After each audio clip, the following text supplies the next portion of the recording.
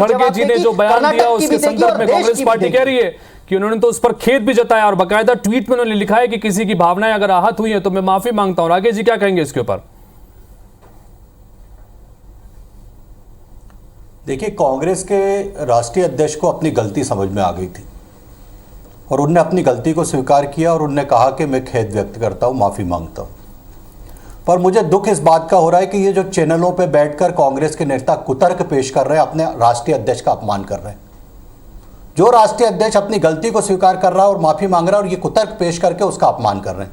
दूसरी सामान्य सी बात मैं हितेश जी कहना चाहता हूं कि भारतीय जनता पार्टी के जिस विधायक ने शब्दों का चयन सही से नहीं किया, भारतीय जनता पार्टी उस विधायक के शब्दों का समर्थन नहीं करती, क्योंकि हमारी सरकार गरीब हितैषी इतने काम कर रही कि हमें बोलने के लिए बहुत सारी चीजें हैं, बताने के लिए जनता के पास बहुत सारी चीजें। मैं उस विधायक की बात को कहता हूं कि इसका समर्थन पार्टी नहीं करती। दूसरी बात पे मैं आता हूं, हिंदुस्तान में होड़ मची हुई है हितेश जी।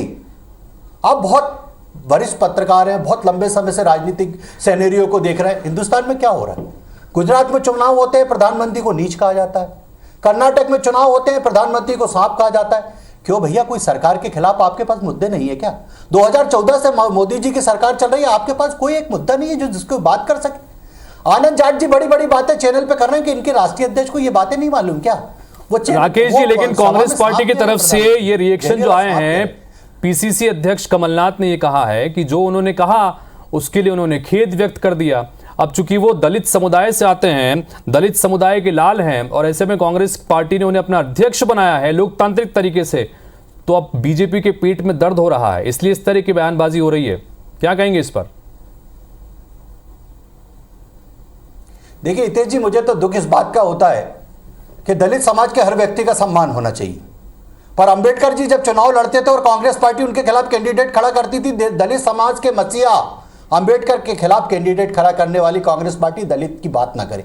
दूसरी बात, दलित समाज की बात करने वाली कांग्रेस के राष्ट्रीय अध्यक्ष की बात करने वाली कांग्रेस ये बताए कि मल्लिकार्जुन खड़गे के कपड़े इसलिए काम आते हैं कि राहुल गांधी अपनी नाक पहुंचे उससे, तब दलित का अपमान नहीं होता, तब दलित की बात नहीं होती कांग्रेस पार्टी में। आप अपनी नाक पहुंच रहे हो एक दलित के कपड़े से जो कांग्रेस पार्टी का राष्ट्रीय अध्यक्ष है, तब दलित याद नहीं आते। मुझे इस बात का जवाब दिलाइए हितेश जी।